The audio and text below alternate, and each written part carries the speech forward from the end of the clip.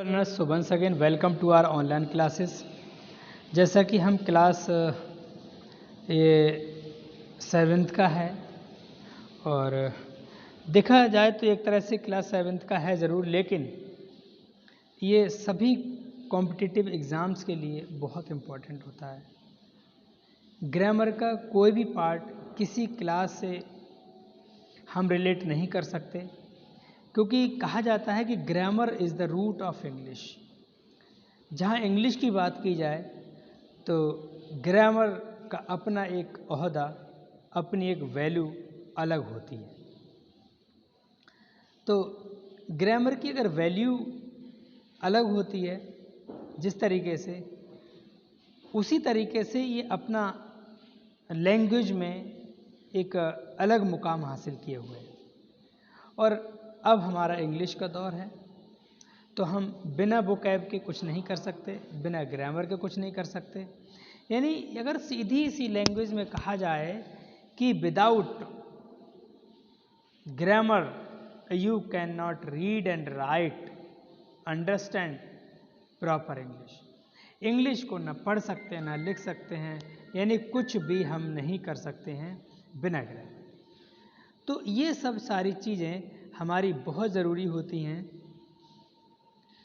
तो इसमें एक बात और आती है कि हम अगर ग्रामर को ना पढ़ें तो काम नहीं चलेगा। इंग्लिश तो पढ़नी पड़ेगी, है ना। अगर आप सोचो कि हम 12th क्लास तक इंग्लिश से काम चला लें, कभी नहीं चला सकते। 12th के बाद या तो आप किसी एग्ज़ाम में अपीयर होगे तो काम पढ़नी पड़ेगी, वही पढ़नी पड़ेगी जो 6 से लेकर 12 तक आपने पढ़ा है, वही टॉपिक्स पढ़ने होंगे।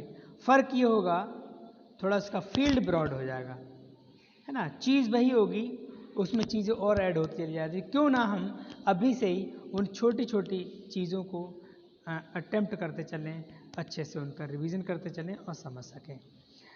तो चलिए, बहुत ज़्यादा समय ज़ाया ना करते हुए हम बात करते हैं अपने नेक्स्ट 1 वर्ड्स पर। A child whose parents are died. एक बच्चा हुज पेरेंट्स, जिसके मम्मी पापा आर डेड, की मृत्यु हो चुकी होती है, उस बच्चे को कहते हैं हम ऑर्फन, यानी अनाथ होता है। कहते हैं इसके माँ बाप नहीं है, अनाथालय में है, या अनाथ हो गया बच्चा, इस तरीके से कहा जाता है। Next word is we have one who knows everything. एक व्यक्ति जो सब कुछ जानता है, एक व्यक्ति जो अपने आप को सर्वज्ञाता समझता है, सब कुछ जानता है, उसको कहते हैं ऑमनीसेंट, यानी सर्वज्ञाता। ऑमनी सेंट कहा जाता है, यानी सर्वज्ञाता। Next we have people assemble to hear speech, यानी लोग assemble to hear speech, speech को सुनने के लिए इकट्ठे होते हैं। वो कहा होता है ऑडियंस होते हैं, बहुत सारे ऑडियंस एक जगह इकट्ठे होते हैं, उनको हम ऑडियंस कहा जाता है, यानी जो बहुत सारे लोग एक जगह इकट्ठे होते हैं। नेक्स्ट है people assemble to see incident और सीन, यानी लोग जहाँ बहुत सारे कोई दुर्घटना हो जाए, कोई सीन मूवी वगैरह देखने को इकट्ठे हों, उसको हम क्या कहते हैं, दर्शक कहते हैं, स्पेक्टेटर्स। स्पेक्टेटर्स होता है देख रेख करने वाला, देखने वाला, यानी भीड़, उसको हम स्पेक्टेटर कहते हैं। नेक्स्ट है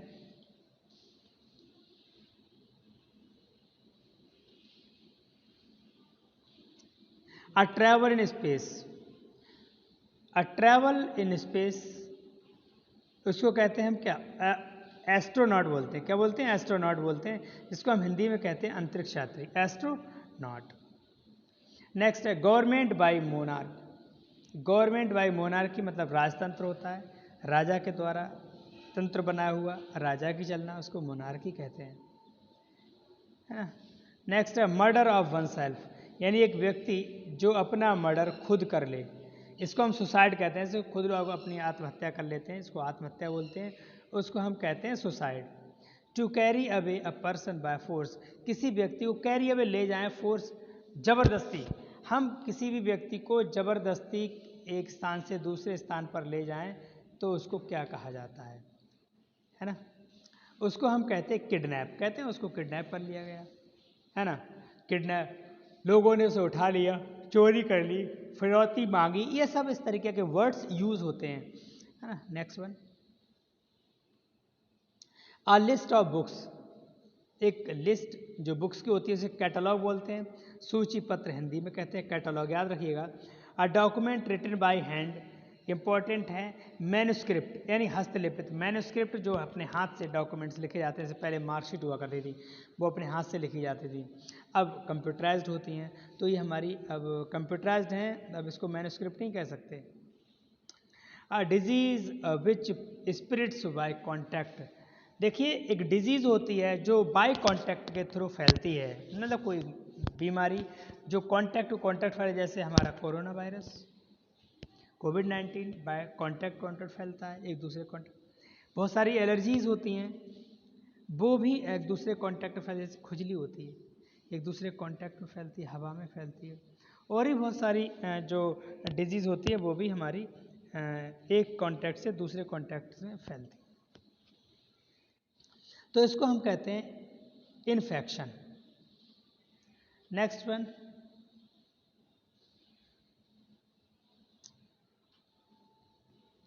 अ कलेक्शन ऑफ प्लांट्स, बहुत सारे प्लांट्स का हम कलेक्शन कर लें, आपने देखा होगा गार्डन में बहुत सारे लोग शौकीन होते हैं गार्डन्स के, तो गार्डन में बहुत सारे पेड़ों को लगा लेते हैं।